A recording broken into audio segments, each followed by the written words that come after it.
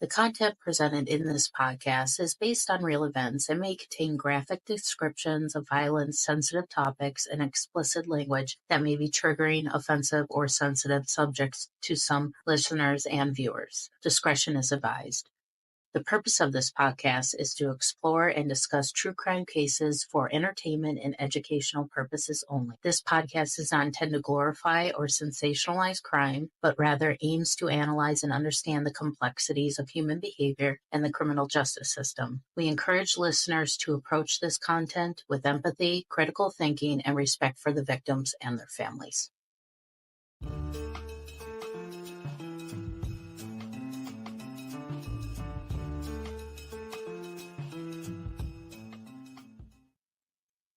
Tonight, this gripping case uncovers the sinister events surrounding Pam Hupp, a seemingly ordinary woman, a nice lady that everyone liked and loved. She was that PTA boardroom mom, that living up the suburban life on the outside, but on the inside, a dark and twisty side of Pam was about to be unleashed. Was Pam Hupp really a pillar of moral living in her community, or was she just secretly hunting for her next victim in such a devious, methodical way, which left everybody scratching their heads thinking, what the actual... Pam Hupp's story is one of deceit, manipulation, and cold-blooded murder. The book, The Countdown to Murder series, Death Insured, with our very special guest, Rebecca Pittman. It's time to start the show. Let's hit it.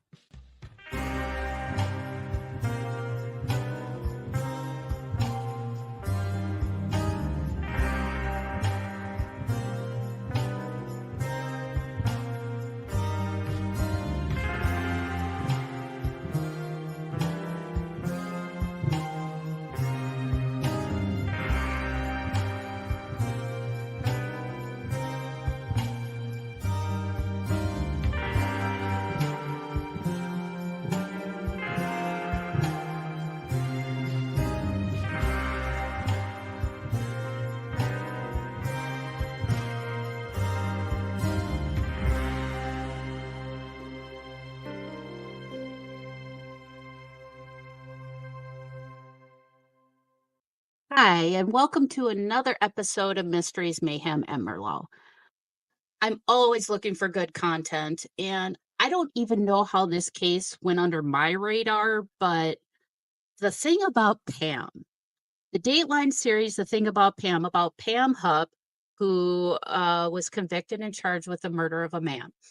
But there's so much more to this story, and I was like, wow, I have to find somebody who wrote a book on this. And if you haven't watched The Thing About Pam, please do. And then please watch the movie with Renee Zellweger. She got Pam down to a T. I'm not going to lie. But I have very special guests tonight, Rebecca Pittman, who wrote the book of her Countdown to Murder series about Pam Hupp. But she's also the best-selling author of several genres. She has the History and Haunting book series along with her Countdown to Murders. And she's also a muralist and over 4,000 murals painted nationwide. Wow, where do you have the time, lady? She's also had an escape room and game creator, former talk show host, and a model, and a proud mother of 4 sons and 9 grandchildren. Wow, Rebecca, you have me beat with those grandchildren. I have 8 grandchildren. So you got one on me. But welcome to the show, Rebecca. Thank you so much for joining us. I came across your book and I'm like, I have to get Rebecca. Now, you also have been on my husband's show and Coast to Coast AM. So Pam Hupp, how do you wrap your head around that enigma of Pam Hupp?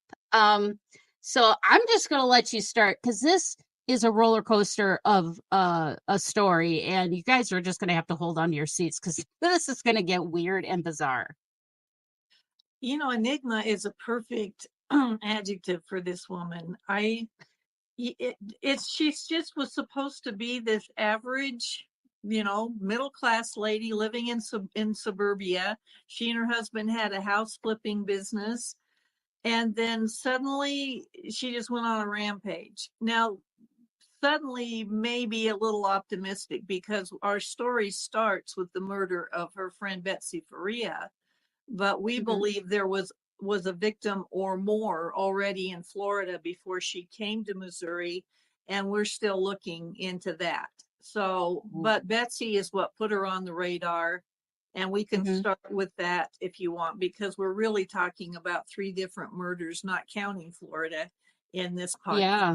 Betsy, I mean, she was supposedly Betsy's best friend, and all of a sudden, Betsy is murdered. So, yeah, we can definitely go that. But if we do a follow up for those Florida cases, we're definitely going to have you on because that was one of my questions I wanted to ask you. Has anybody done any type of investigations prior to her befriending Betsy? And this whole fiasco started after that. So that was one of my questions, and I'm glad you brought it up. So we'll definitely have to follow up with you on that one. Uh, that she did not come on the radar until Betsy's death. So Yeah. the ones in Florida, and there are boots on the ground, and I can't say anything else about it right now. Okay. But that was, I don't think the victim in Florida would have even been looked into without these other murder cases. Pam is friends with Betsy. How did Pam get involved with Bet? Like, how did they become friends? In 2005, well, Pam had moved to Missouri from Florida in 2001. And in 2003, she met this bubbly force of nature named Betsy Faria, who was 10 years her junior, when they both Hmm. worked for a State Farm insurance company. Betsy eventually went off on her own to form a Party Starters DJ service. Pam still worked for State Farm for a little while, and they lost touch with each other for a good 10 years. And then suddenly, Pam was back in her life as soon as she found out Betsy was diagnosed with cancer. Okay. So Pam decided, my friend has cancer. She's going to need me. So she felt like she had to kind of get her ties back in with Betsy. Is that correct? Yes, but I think not in so much of an altruistic move as more a profit. Um, Yeah. by getting together with Betsy, I think she already had, and that's why I call it Countdown to Murder, Pam Hupp. There was a countdown. This was not a coincidence that she suddenly came back into Betsy's life and took it over. She walked Mm-hmm. with her every day. She went with her to all her chemo appointments and literally befriended this woman. They also went door to door, she and Betsy, trying to raise money for another friend that was dying of cancer. Yet the interesting thing is that friend didn't know anything about it. Pam told Mm-hmm. Betsy that they were on board. The picture on the flyer for that woman was from their Christmas card. And later, when this woman passed away, it was the first time her husband knew that Pam had been going door to door trying to get money for his wife. And they never saw a Oh, dime of it. They raised $10,000 and nobody ever found out where that money went. wow. Yeah, it seems like she's just like an opportunist. She sees somebody who is in need or, something that where she can feel like she can manipulate the situation in order to gain money from whatever cause it is. So now she's back in Betsy's life. She's taken to her chemo appointments. She's, driving her around town and things like that. So when did things start? Did anybody around Betsy like say what's with this Pam friend of yours? She's kind of, what's going on with her? I mean, did anybody kind of let Betsy know like kind of she's kind of off like it's Pam, or did everybody love Pam? No. Pan Strubble, I mean, Betsy had friends coming out the wazoo.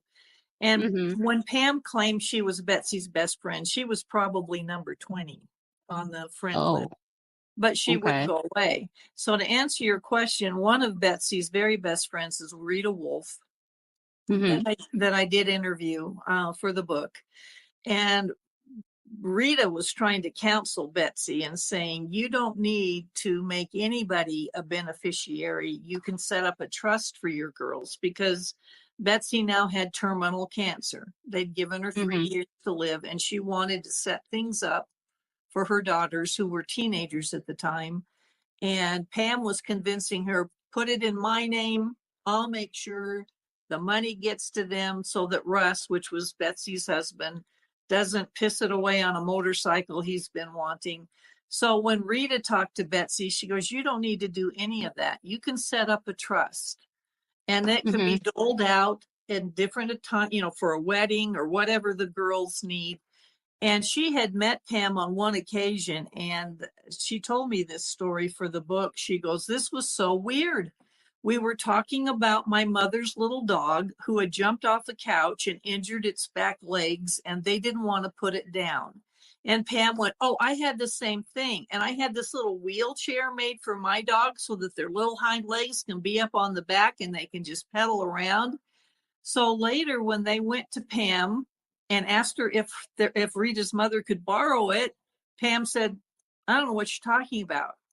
And she'd gone into this 30-minute story about this little wheelchair, and Betsy had Rita on the speakerphone, and they went, Pam, you spent 30 minutes. She goes, I don't know what you're talking about.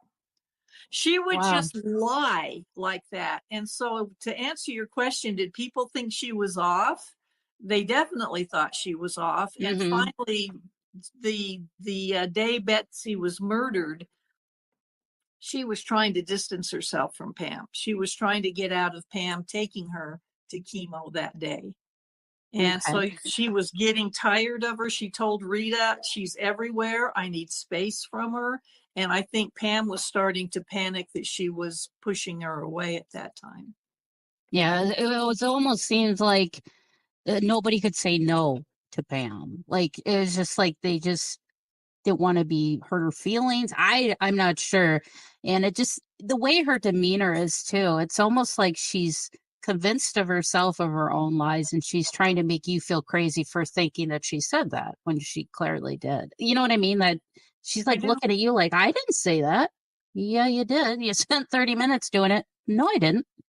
I mean, She it's just, had a very powerful personality to the point of ooh, bullying. So I don't yeah, think that's, people worried about hurting her feelings. I think they were afraid of her. She had a lot of narcissism going on. oh, yes. I mean, she's a poster child for narcissism and a psychopath, but um, yeah, so that's what was like. I'm like, did anybody in Betsy's life kind of say, "Hey, you need to watch out for Pam?"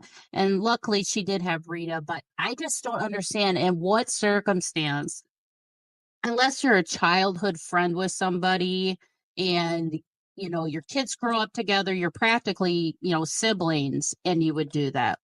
Why would I don't understand how she convinced Betsy to sign over her life insurance policy to make Pam the beneficiary when her whole goal was to make sure that her girls were taken care of after she passed. And I don't know what circumstance anybody would put just a friend or a colleague as their beneficiary. That is very bizarre to me. And I don't know how somebody didn't stop Betsy from doing that. That's kind of like my question in my head that I can't answer because it just doesn't make sense to me. So obviously, Pam must have had some type of bold and boisterous personality to convince somebody to do that. Would you agree? Yeah, she bullied her into it, although I have two trains of thought here. And Hmm. this is solely mine. In fact, the detectives on the case have come right out and said they don't agree with me. I really wonder if that was Betsy that went with Pam into the library to sign over that insurance. There's something really wrong with it.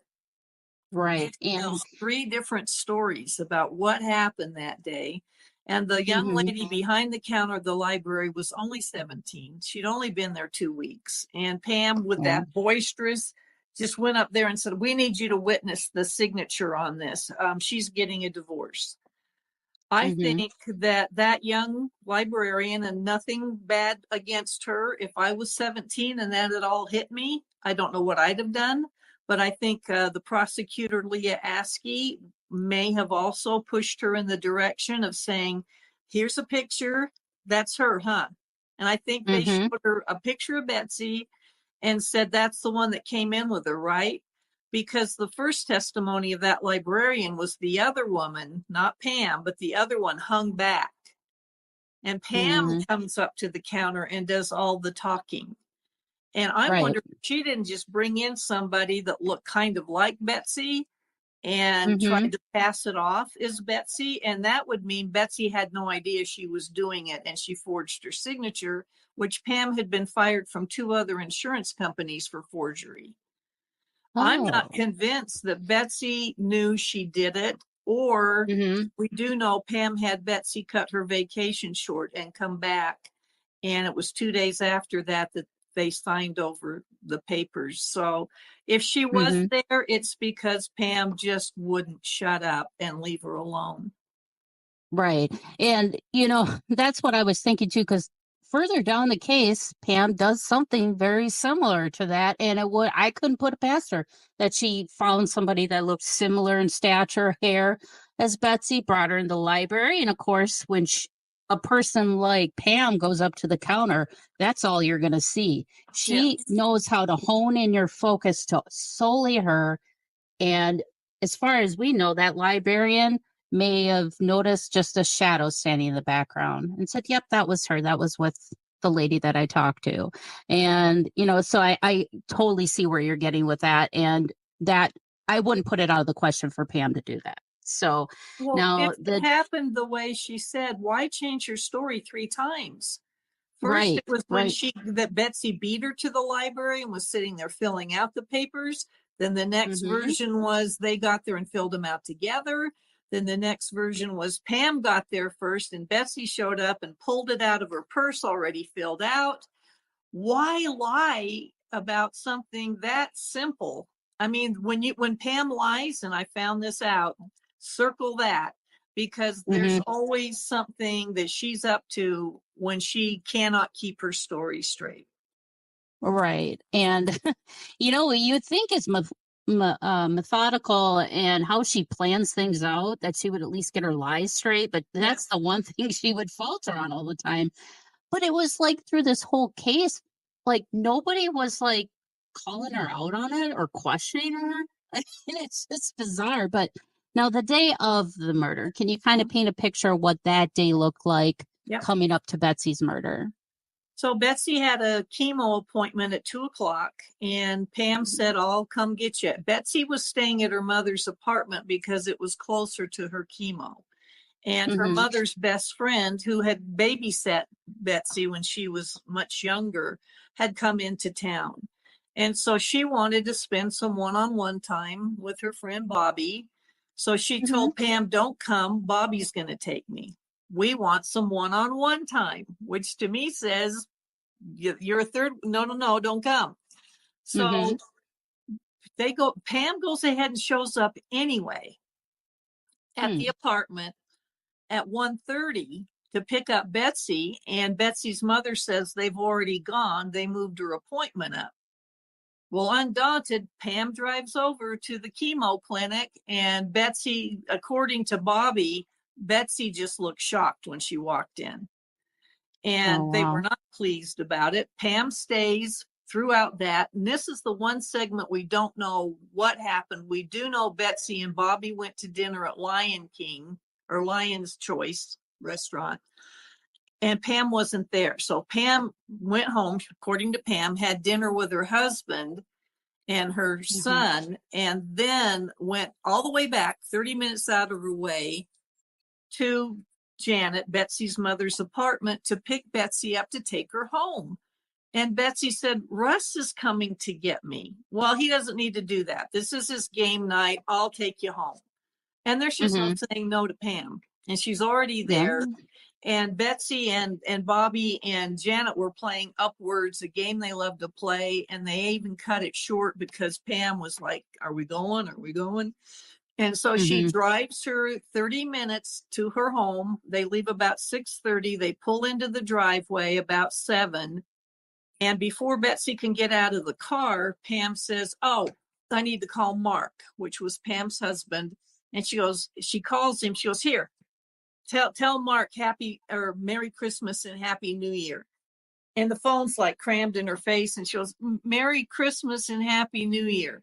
Perfect. So what that was her alibi, Pam's, of what time they arrived. So she got Betsy Mm-hmm. alive and well at 7 o'clock. So now her story changes. First, she said she did not go with Betsy into the house. She said the house was dark. and it made her nervous, and the door wasn't locked. But Russ testified he left the light on for Betsy when she said Pam was going to drive her home. And Mm-hmm. Pam said the front porch light wasn't on. That's the first story she tells detectives. The second one was, oh, you know what? I did go in, and I did turn on the living room lamp and the foyer lamp. So now she's in the house. Third version, I did go in, I did turn on the lights, and she took me to the master bedroom to show me a present that Russ got her for Christmas. So she's now put herself in every place in that house where the clues to the murder are going to show up, because she's about to frame Russ for it. Really?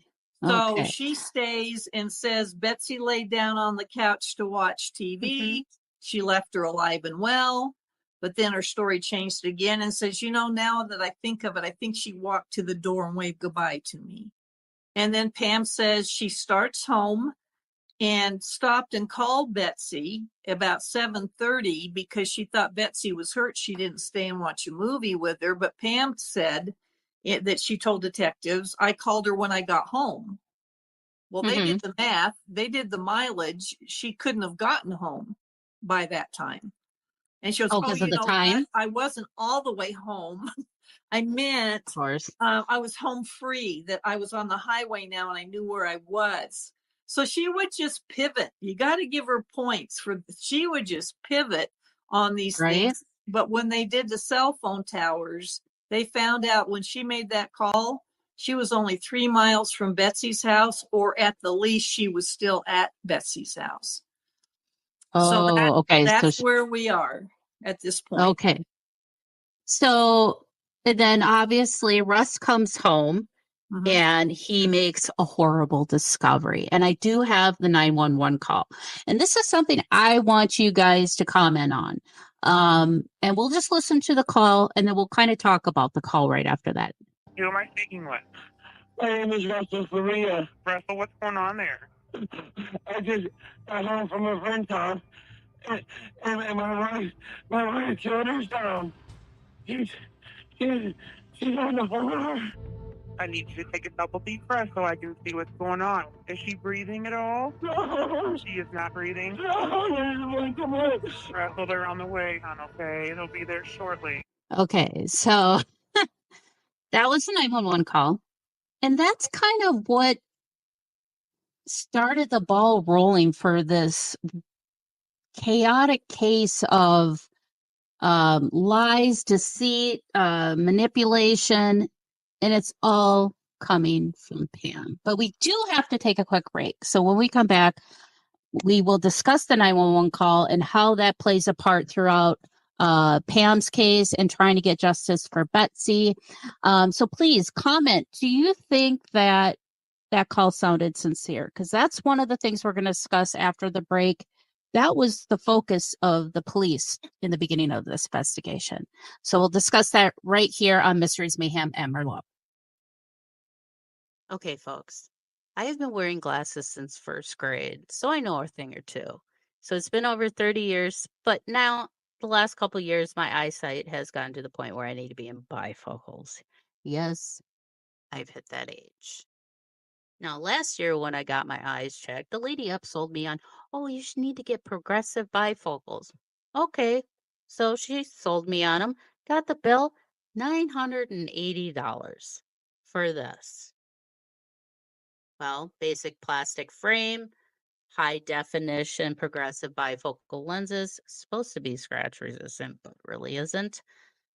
And well, just recently I had to redo my prescription again. And of course, I did not want to have to bite that bullet and pay another $980 bill for glasses that I'll probably have to redo in another year. So I did a little research and I came across Zenny Optical. And I got these pair of glasses with progressive high definition bifocal lenses with UV light. That's why it's tinted a little red. UV light is very damaging, so I highly recommend it. And it also has the blue light filter. Guess how much I paid for these? $142. I'm not joking.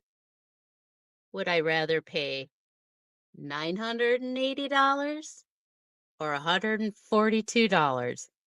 I'll take the $142. And here's the best part. Sweet. Yes, they even have sets where they have magnetic clip-on sunglasses so you don't have to carry around, juggle 2 pairs of glasses. But if you do want to do that, their glasses are so reasonably priced. These frames without the lenses, just the frames themselves, $25. Yes, $25 for these frames with the sunglasses. Just click the Zenny link in the program guide and go directly to the website. You can do virtual try-ons with glasses. You can check out multiple different types of colors, shapes, sizes, from sunglasses to just blue light glasses. If you don't even have a prescription, but you just want some blue light protection, they have those glasses available in multitudes of frames as well. So check it out. Click the link in my program guide. It's not going to hurt to check it out. What have you got to lose? The only thing you've got to gain is more money in your pocket. Oh, my little darklings. Theater of the Mind, Tales from the Darkness is out, and it's available right now. And I would love for you to pick up a copy of my brand new book. You can get it on Amazon wherever you live in this great, big, wonderful world of ours. Or if you'd like to get an autographed copy and you live here in the United States, go to paranormal60.com. We have the standard copy, non-autographed, just $20. Signed copy, only $30. And not only do we have this book, but we have my other book, The Other Side. And right now I'm running a special. If you pick up both books, you can get both books for $40, both signed. Both will be shipped in one package for one price. So go check out all the information at paranormal60.com. The Other Side, A Teen's Guide to Ghost Hunting and the Paranormal, which is a guide on ghost hunting and the paranormal. Or you can get Theater of the Mind, Tales from the Darkness, real life encounters with the supernatural. And not only are they some of my all-time favorite stories from you, but there's a few of my favorite stories that have happened to me in the book as well. So go check it out, paranormal60.com, to order your copies, or you can buy copies wherever you are in the world that are unsigned at amazon.com. And I'll ask you this. Many of you have supported me in buying this book already. If you could just take 30 seconds to rate and review this book on Goodreads or on amazon.com, I would greatly appreciate it, because the more we get of good ratings and reviews, the more they expose this book to a wider, bigger audience. So I would appreciate that as a personal favor to me, your pal, Dave Schrader. The Oregon Bigfoot Festival and Beyond is back and bigger than ever at Oaks Amusement Park, Saturday, June 29th. Meet Bigfoot hunters like Ronnie LeBlanc of Discovery Channel's Expedition Bigfoot and Paranormal Caught on Camera, and paranormal investigators like me, Dave Schrader of the Holzer Files and the Paranormal 60 podcast. Join us for a day of family fun celebrating Bigfoot, ghosts, UFOs, and everything beyond. You never know what you'll find. Don't miss the Oregon Bigfoot Festival and Beyond, Saturday, June 29th at Oaks Amusement Park. Get tickets today at OregonBigfootFest.com. OregonBigfootFest.com. The Oregon Bigfoot Festival. Oregon Bigfoot Festival. Okay, we are back. And before the break, we listened to the 911 call that Russ made when he discovered his wife, Betsy, dead on the floor. We could definitely play it again real quick. And I want to hear what you guys have to say about it. Who am I speaking with?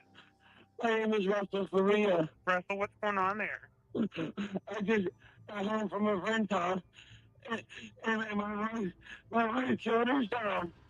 She's on the floor. I need you to take a double deep breath so I can see what's going on. Is she breathing at all? No. She is not breathing. No, come on. Russell, they're on the way, hon, okay? They'll be there shortly. Okay, so with that 911 call, the police and detectives got there. Of course, Russ just sees that his wife has a knife sticking out of her neck, and he saw that one of her arms were cut.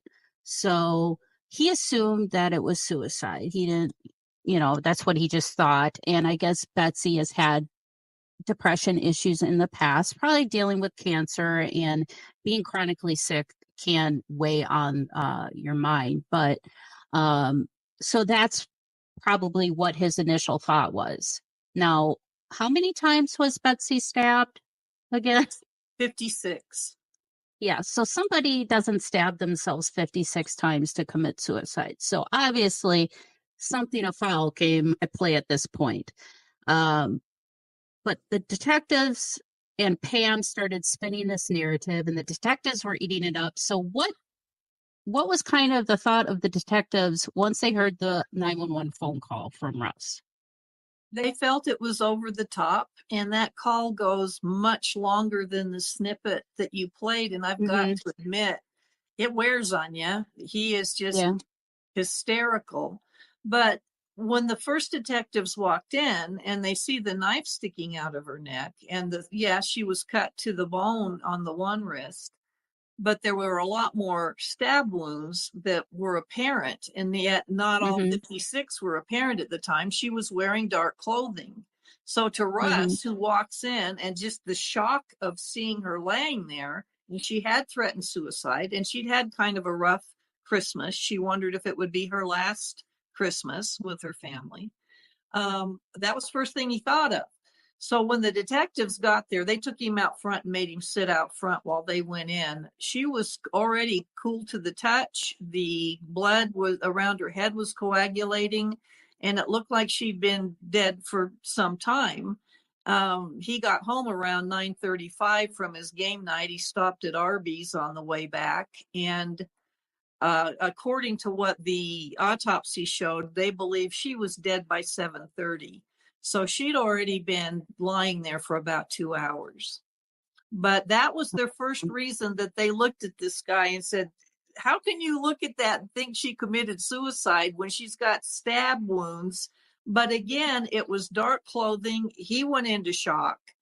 And a lot of the stab wounds were to her back, which again, like you just said, you're not going to be able to reach your back to do it yourself. So unfortunately, that started it going, and they thought his 911 call was just a little too much. Okay, so they basically, the detectives put their target on Russ. They're going to start focusing on Russ, want to build a case against Russ for murdering Betsy. So how did Pam play a pivotal role with the detectives trying to put this on Russ? Oh my gosh, that woman literally built his coffin. The next morning at 6:30, the detectives showed up at her house because she was the last. They knew she drove Betsy home that night. And just the bullet list of what she said about Russ to bury him was, last week he played this game of putting a pillow over Betsy's face and saying, this is what it's going to feel like when you die. 2 weeks ago, we were at the gym, and she got her Gatorade bottle out of her gym bag and took a sip and said it tasted funny. He was really mean to her, and she sent me an email that was talking about all of the things he was doing. And I hope you'll look for that email, because I didn't get it. And she brought that email up 3 times, and she went on and on about this guy. In the meantime, back at the scene, the crime scene, there's blood on Russ's slippers inside the master bedroom closet, and blood on the light switch going into the closet that made it look like he'd done it. It was on his shoes. But there was an odd weave pattern to the blood streaks on the light and on the handle of the knife that they couldn't quite place at the time. Okay, so it wasn't like just like bloody fingerprints. It looked like a fabric, like a glove or something was rubbing up with blood all over it. Okay. So, and then Pam started spinning also another narrative that her and Betsy were kind of, I wouldn't say lovers, but they were she even publicly said that she replaced Betsy's husband. Yeah, that came much later. That came right before Russ's second trial. Okay, because it's hard to like that little bombshell for the end. Okay, yeah. Well, that's the thing. It's like I can't even tell where her lies play in this part because it just seems like it's almost like she was throwing lies out there to see which one would stick, and she would just tailor certain things so where somebody would say, "Okay, I get it now," or "I understand." Okay, I take your word for it type of thing. So yeah, because like she was spending like her and Betsy were kind of not attract like I don't know. I guess friends with benefits. I don't even know how to label it. It's like she was trying to create a narrative on how important she was in Betsy's life, which wasn't the case. A lot of people, like her friend Rita that you mentioned, obviously saw that Pam was kind of pushing the envelope when it came to cordial friendship with somebody. But so they built the case around Russ now. Leah Askey was the prosecutor at the time, and she was the one that had to build the case against Russ. Now, how did she, because she messed up, I believe, royally. I mean, there was some process, she had some misconduct, I think it was, or she was telling like witnesses to lie about things on the stand in order to make the narrative about Russ and fit Pam's story. How did Pam convince her? And she almost seemed like she was buddy-buddy with the prosecutor in this case. Well, Pam was their star because they zeroed in on Russ from the beginning, and Pam's the one that kept feeding him all of the nails to put in his coffin. And so there were a couple of times where they started going, okay. But in fact, on the first interview with the detectives after Russ was arrested, and he was arrested right after Betsy's funeral, he'd barely gotten his suit jacket off. On January 4th, 2012, and she was murdered December 27th. So basically, she's telling them all this stuff, and in the first interview, which came in June, he's in jail now, waiting for trial, and they're interviewing her, and the insurance money comes up, and Detective McCarrick said, "Well, what have you done with that money?" She goes, "Well, I haven't done anything with it. It's in my bank." And he goes, "Well, I thought the whole idea was you were supposed to give it to the daughters. Have you given them anything yet?" She goes, "Oh, nope, not yet." He goes, "Well, that's a huge problem because if that money is sitting in your bank and you haven't given it to the daughters by the time his trial comes up, that could give the jury some reasonable doubt of you got the insurance money, Pam. You know, normally that could be a motive for murder. This doesn't look good. You need to create a trust right now and put that money in a trust for the girls." "Oh, okay." Well, the problem was she'd already spent it. So right before Russ's trial, she put in $100,000 in the bank. And when we get to that part, I'll tell you where that money came from. Obviously, you know, they go through this trial, and watching some of the snippets of her in trial, how condescending and rude she is, and just constantly a hostile witness, constantly. I don't even understand how they found him guilty. I just don't.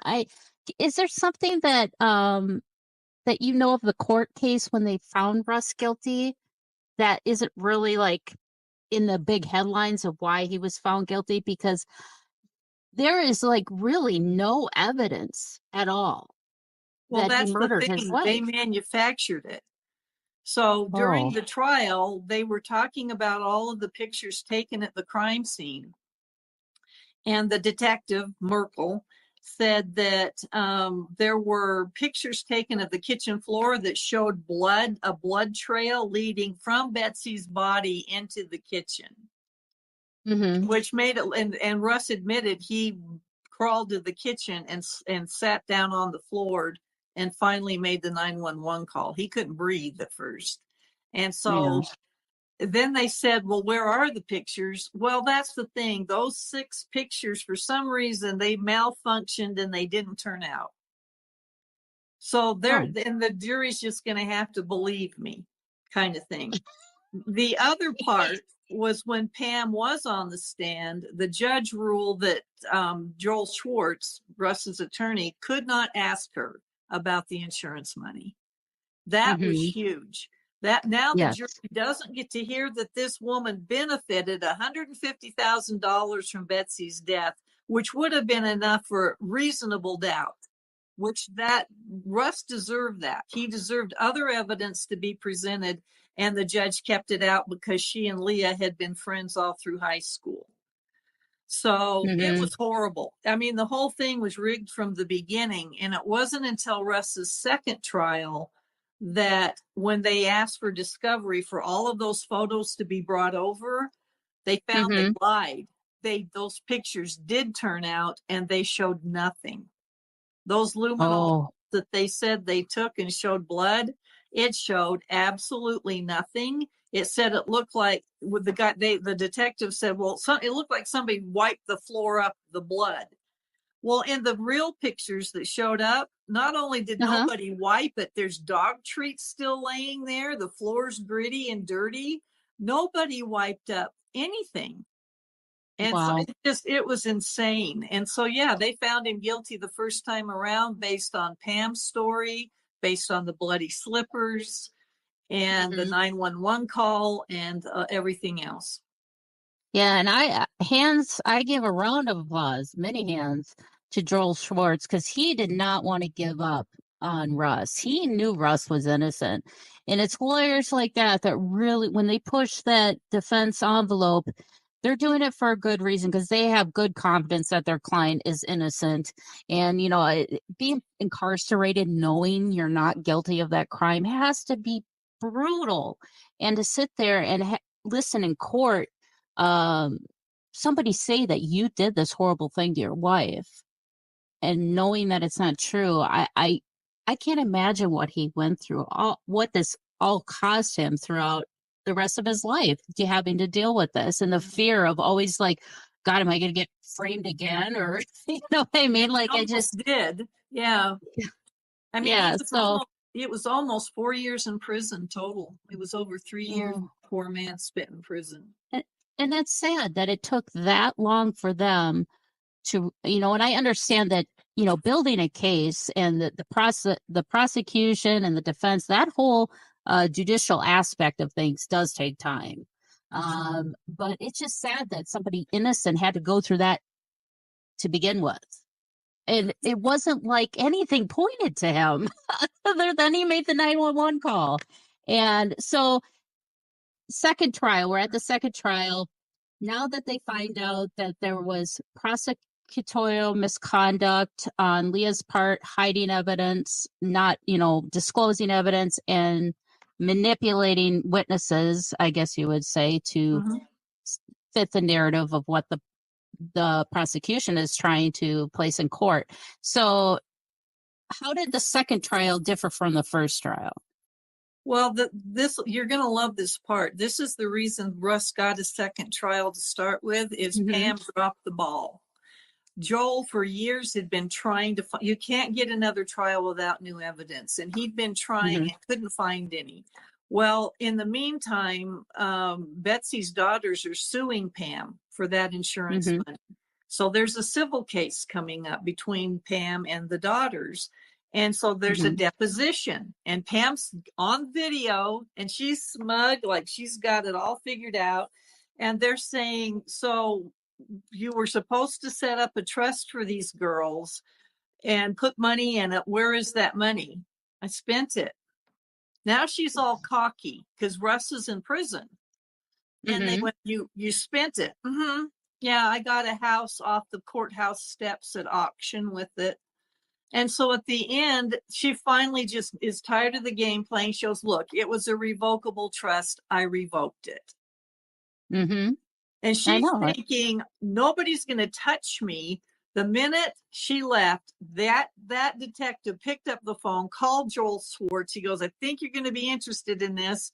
And that was new evidence. She spent the money. The girls never got it. Joel's going, thank you.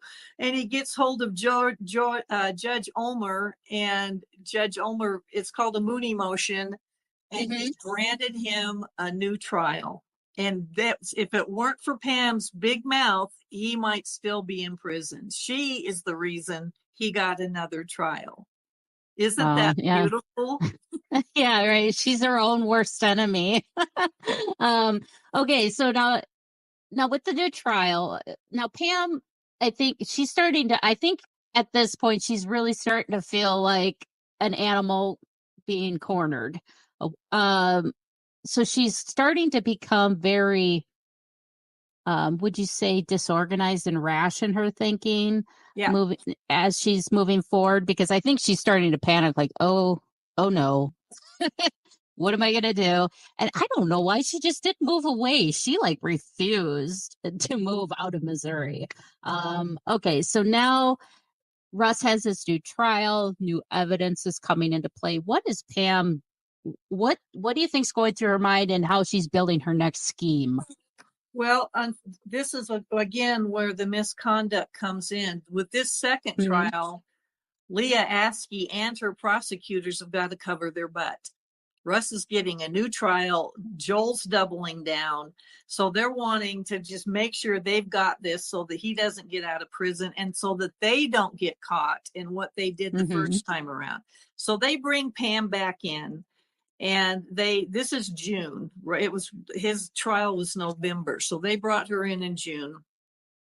And they're going, we were talking amongst ourselves, and this is an idea we had. And you can tell us if we're wrong, but we were wondering if maybe when you left Betsy's that night, you might have seen Russ, like in the car going by or anything like that. And she said, no. But she came back in October and went, you know what? I did see Russ. And I wanted to throw up when I read that part.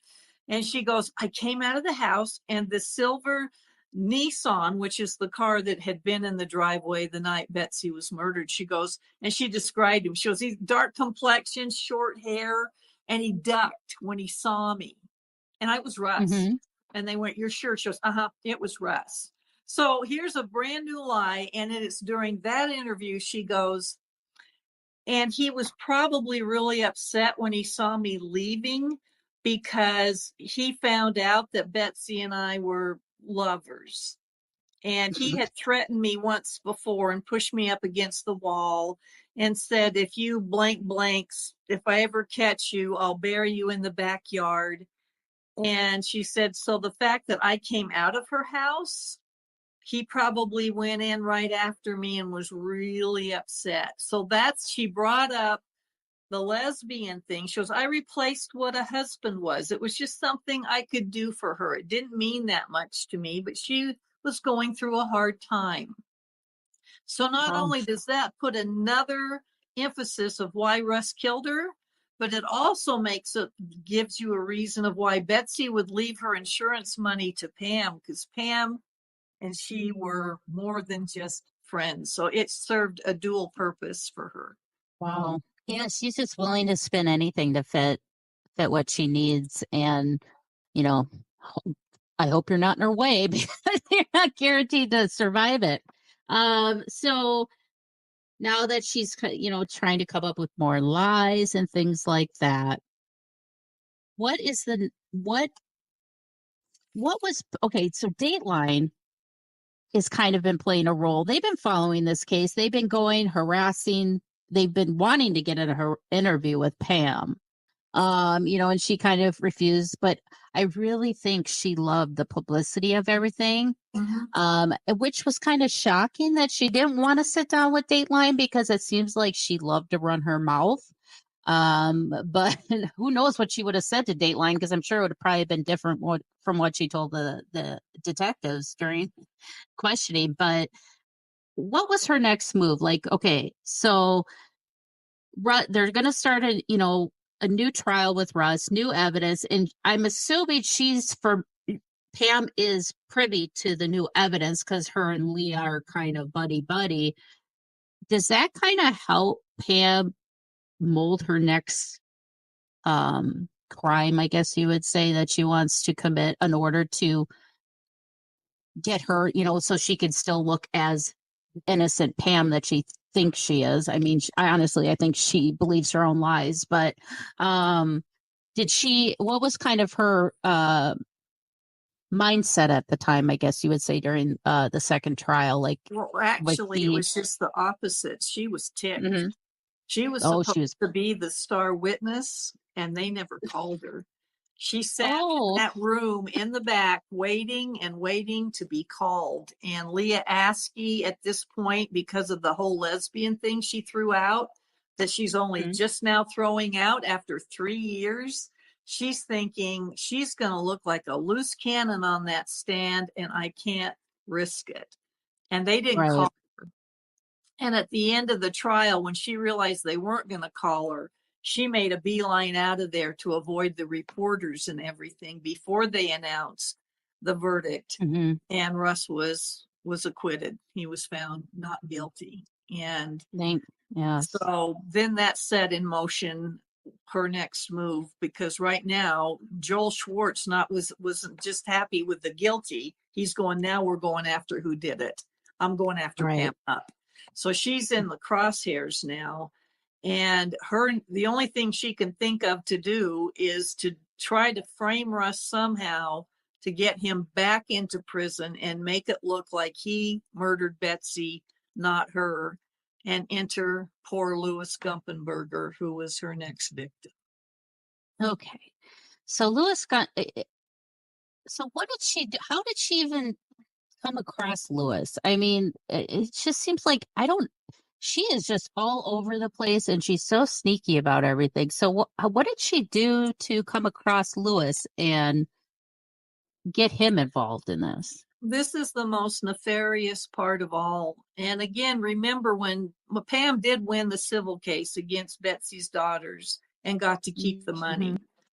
So she's all victorious. And as she's coming out of the courthouse for that, she sees the Dateline cameras set up. And she knew Mhm. Kathy Singer was the producer. Kathy'd been hounding her for an interview. Pam goes by and goes, tell Kathy hi for me, because Mhm. it's just like in your face. So on August 10th, 2016, which is 8 months after Russ is let go, he's found not guilty, Pam starts trolling through a trailer park 15 minutes from her home. And this one woman is out front with her dog, and Pam pulls up, and first she yells out, do you know any babysitters? And the woman's already thinking, really? You're just going to come to a total stranger and say, do you babysit, or do you know any babysitters? So she walks down the driveway to her. She goes, no. And Pam goes, that's okay. So I'm a Dateline producer, and we need somebody to come along with me to do a soundbite for a fake 911 call for a reenactment on the show. $1,000 cash, no tax Mhm. problems, in your pocket. And the lady's just looking at her. She is in a brand new GMC Acadia, and she's dressed up in her sunglasses and everything. And she thinks, I'm going to see where this is going. So she takes the Right. dog in, but she's suspicious and slips a knife into her hoodie pocket. Gets in the car with Pam with no shoes on. And Pam says, oh, by the way, the producer doesn't like keys or cell phones or wallets, so leave all that here. They go about 2 blocks, and this woman's getting nervous. And she goes, do you have some ID that shows you're a Dateline producer? She goes, oh, it's where we're going. It's just right up here. You're fine. And finally she goes, you Mhm. know what? I need to go back. I didn't lock the house, and I need you to take me back. And Pam's really bummed. She takes her back, pulls into the driveway, and starts to get out of the car. I think she was going to kill her at her trailer. But Oh, she looks wow. up and she goes, you've got security cameras. She goes, yes, I do. And Pam gets back in the car, takes off, goes around the corner, sees the landscaper for the trailer park, and he's mowing. She pulls up to him, gives him the same story. I'm with Dateline. He goes, I don't got time for this. Yeah. And he brushes her off. 6 days go by because she's a little worried about the security cameras that lady had, and she's waiting to see if police are going to come. It got a clear shot of her license plate. And when nothing Mhm. happened, 6 days later, she thought, I'm going to forget the trailer park. She found an apartment complex, Louis Gumpenberger sitting out front where he usually sits to watch his son come home from school. He was in a really bad car accident and has the mentality of a 12-year-old. He Mhm. limps, he can't drive, so he can't run or anything. And she motions him. He comes over to the car. She gives him the same spiel, and he bought it and got in the car Yeah. with her. And the insidious part is his speech is garbled. She had to know within Mhm. a minute she's got the wrong person for this. And yet she Right. keeps him. And she's all the way back. She's trying to tell him what he's supposed to say when they get there for the reenactment. They get to her house, and the whole plan is for him to come in, and he's pounding on walls and making it sound like an intrusion. And he's supposed to yell out, "Do you want me to do to you what I did to Russ's wife?" But because of his mental challenges, he said it wrong and said, "Do you want me to do to you what you did to your wife?" Well, the whole idea was she was supposed to get this while making a real 911 call. So the 911 dispatcher would be the witness that someone had broken into her house and was threatening her, and that's what she did. And she calls 911, "Help, help, someone's broken into my house, help." And the dispatcher's trying to get her address, which she could not get out of her, no matter how many times she asked. And then the chilling part is you hear the 5 shots. Bam, bam, bam, bam, bam. She shot that guy in cold blood. And it's all recorded on the 911 call. Every time I listen to that, it gives me chills. 911, where's your emergency? Hey, hello, there's someone breaking in my house. Help. What's the address you're at? Help. Want me to get you? Want me to get your wife? No, I'm not getting in the car with you. No. What's your address? Get out, get out, get out. Ma'am, can you hear me? Help.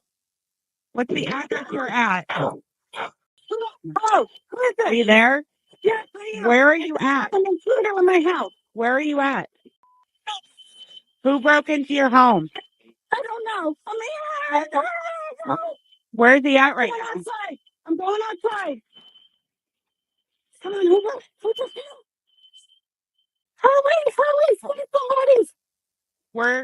Have officers on the way, ma'am. Where are you at right now in the home? I'm in the garage. You're in the garage? My car. He's still in the house. Are there any weapons in the home? Yes, there's a gun on my bed. I shot him. There's a gun on your bed? You shot him? Yes, I shot him. He tried to get in my bedroom after me, and I shot him. Okay, so we just heard the 911 call that Pam made. Now, one of the detectives noticed something that was kind of off with that call. Can you explain what was off with the call? It sounded staged. She didn't sound really it was help, help. Plus, right before, I think most people know now, but right before a dispatcher picks up, there's about 2 seconds or more that they're recording before they say 911. Can I help you? There's nothing. There's no noise. Yes. There's no pounding on the wall. There's nothing. And it's like the minute she said 911, can I help you? It was action, go. Yeah. Help, help. I mean, the whole thing was so bad. And then I interviewed the detectives and the policeman. The first policeman on the scene was Officer Nesky, Captain Nesky, and she's standing in the driveway with her dog going, I shot him. He chased me into the house. He jumped into my car when I was backing out of the driveway and held a knife to my neck. And then I knocked it out of his hand and I ran in the house, and they're going, you knocked a knife out of the guy's hand? I don't know that even, somebody trained in martial arts would be able to do that, but she said she did, and claimed he chased her into the house, which he clearly was physically incapable of doing. But the big part was what they found in his pockets.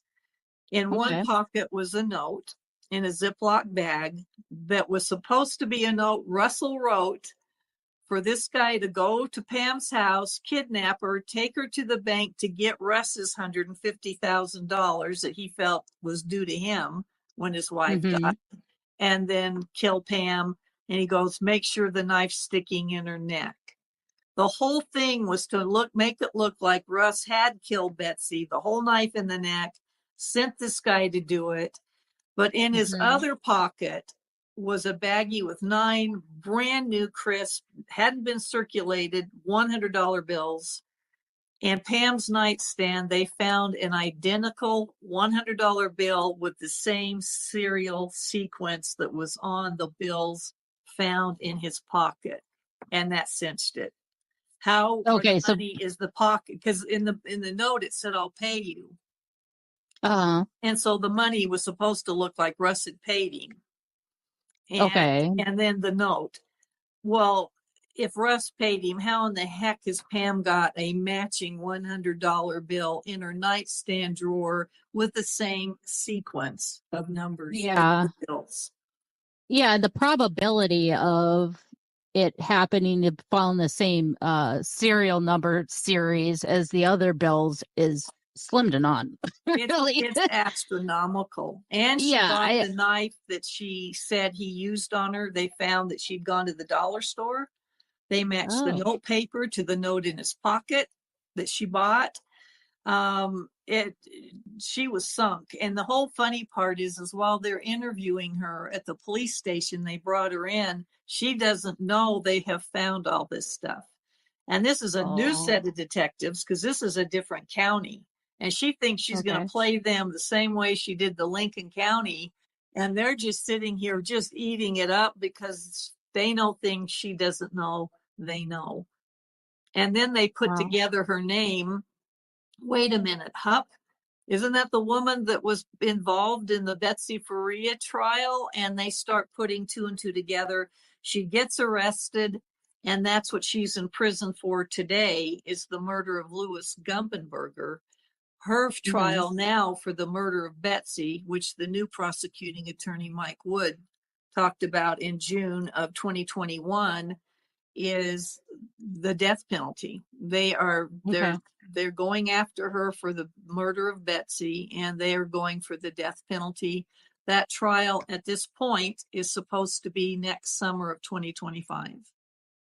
Oh, well, we'll definitely have to have you back for that, because I'm definitely going to follow this case. I have no idea how it flew under my radar because, she is the poster child for a sociopath and a psychopath. She has no qualms of killing people, destroying people's lives, and she has no remorse for it. So what happened to Pam's family? She's in prison now. Her husband divorced her. Correct. Does her children talk to her at all? Or does she have a relationship with her children, or is pretty much everybody just blacklisted Pam now? For a while, her daughter was talking to her. I've listened to a lot of the police or the prison calls. Her husband stuck by her for a long time until he saw the evidence, with Louis Gumpenberger. Right. He remarried, and oddly enough, they still live in the house where she shot Louis. I don't think I could stay there. Ooh. As far as her mother's concerned, that's where the 100,000 I mentioned that Pam suddenly put in her bank account right before Russ's trial to show that she hadn't spent all of the girl's money. Her mother, 20 days before Russ's trial, fell from a third floor balcony at her senior citizen living facility and died. Pam brought her home that night at 5:00. Pam was the last one seen with her. And when Pam came downstairs, it was right before the dinner hour at this facility. And she goes, my mother won't be down for dinner. She probably won't be down for breakfast either. If she's not down for lunch, please check on her. And it was when a staff member checked at 2:00. They saw the spindles broken out of the balcony like she'd fallen through it. And that poor housekeeper looked over and saw Shirley lying there. She'd lain there all night in the rain. It was Halloween. Nobody saw her. And so Pam got $100,000 from her mother's life insurance policy and put it in the bank only 4 days before the trial. That's how close she came. Wow. Getting it in the bank in time. And I believe they also said, didn't they say that when they did the autopsy on her mother that she had, I guess she took Ambien, but wasn't there high levels of Ambien in her system? So they think that she knocked her out and then threw her over to be quiet, because obviously if she threw her over, well, if she was still alive, you would have heard the scream. There was 8 times the amount of Ambien in her body. So I think she drugged her. Yeah, she's definitely a very methodical, evil person. I don't even want to call her a person, honestly. I mean, she's just a whole new can of worms that I have never seen this type of sociopathic and psychopathic behavior in something this recent. I mean, you have crimes where people commit murders or, mass murders, like a school shooting or something. But like this, I mean, it's like everything she's gone through in life is planned out, and there's some type of scheme or goal that's going to benefit her in the long run. I wouldn't be surprised if she would have put a high insurance policy on Russ and then, supposedly have Russ to visit, or even her own husband. I'm surprised he survived. Because you know what I mean? Like, it seemed like she had no problems picking people up, whether they were her own mother, her husband. You know what I'm saying? Like, she just has no ability to think of others other than herself. And it really shows in this case, because I can't imagine looking at people and lying and saying another lie to cover up that lie. It's like, like I said, I think she believed her own lies, and she's convinced herself. She probably would practice all of her lies in a mirror every morning. She had a spreadsheet of her lies, because I don't know how she kept it straight for so long. But like you said, she would slip up a lot. She would change her story and then convince you that you were crazy, that you don't remember her story the way she told you in the first place. You know what I mean? That is a narcissist. Well, the reason that we believe that there's someone in Florida, and I'm not going to name the name of the person, but when she moved to Missouri and they got a pretty nice house, this person who was very close to her said, "Where'd you get the money for that?" And she goes, "Oh, this lady in her 80s, that was living 3 doors down from us, died and left me a lot of money." Ding, ding, ding, ding, ding. So again, we're looking at insurance. We're looking at someone dying. And and then when someone else said, "Where did you get the money?" she said she sold her portion of a golf course in Florida. So again, 2 different stories. And she actually had $80,000 that she took to her boss at State Farm and said, "Could you put this in an annuity?" which is basically hiding it away. And he said, "Where did you get that much money?" So I do believe there was probably somebody. And when she lived in Florida, she had a fake business. It was a medical billing services. Well, who needs medical billing services more than elderly people? And Florida's full of them, because they do get overbilled. They do get over medicated. And when you're doing that, you'd know everything about them, their social security number, whether they have living relatives. This was the perfect business. And yet when I looked it up, and you looked up her medical billing services LLC, it said fraudulent company. Wow. Yeah, I'm sure there's probably, in Florida is like prime stopping ground for that kind of scheme that she wanted to pull. And yeah, I'm pretty sure, for sure, I'm probably guaranteed there's probably at least 2 or 3 other victims. Now, what's to say that some of them could have died naturally? You know what I mean? Like, she just hung out until they finally croaked, or she could have caused the death. But it's just amazing to me how she would convince these people to change their insurance policies for her to be the beneficiary. She's the beneficiary murderer, I guess you would say. I mean, it seems like, she was definitely into insurance fraud, and she knew how the insurance worked and how it played out when it comes to somebody's death.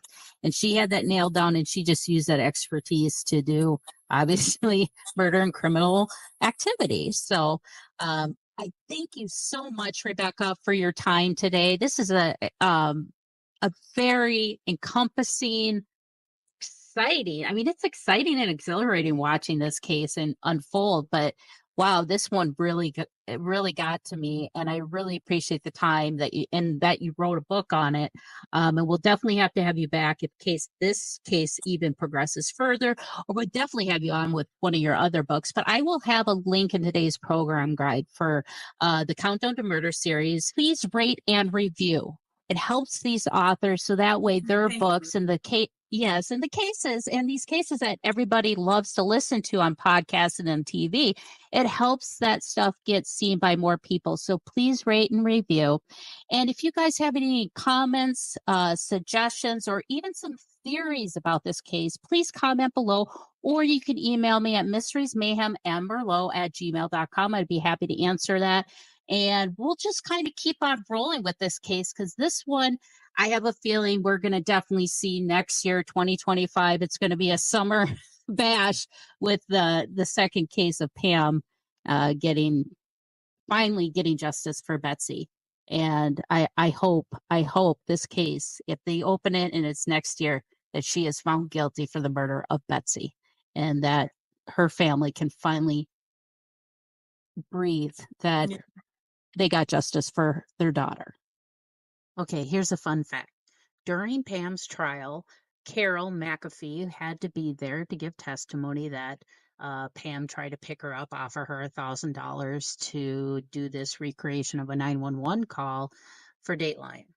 Well, Carol was there and so was Russ, and they were both single and they met and the birds started to sing and they fell in love and now they are happily together. Oh, you want to talk about sweet karma? Now Pam Hupp is behind bars because she tried to put an innocent man behind bars who now is happily in love and is going to live his rest of his life in pure bliss.